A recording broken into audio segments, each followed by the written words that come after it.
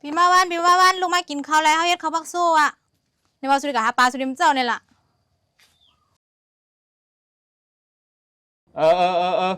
เดี๋ยวมาวะ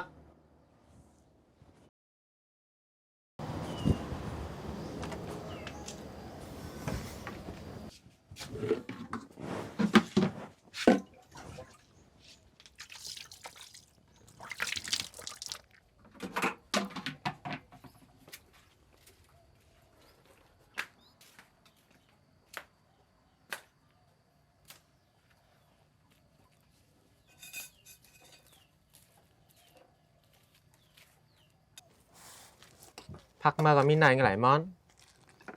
ปลาก็ปลาที่มาคำหวานจ้ะเนี่ยแจ้ว่าเขาเป็นไม่โคขนาดนั้น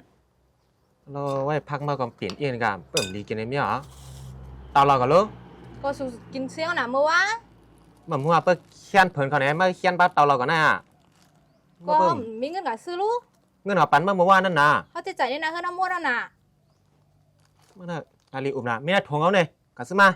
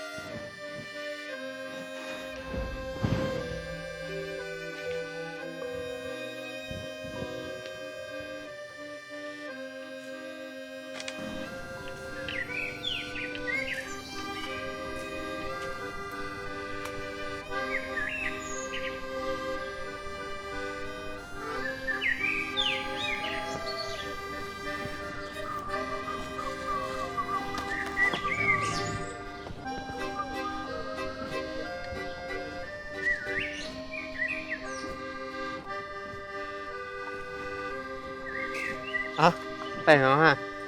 ไปจมไกลอ่ะอ๋อมันในแมวแฮนขับพักตรงนั้นเองนะมาตรงนั้นแบบเองพ่อมาพ่อมากำ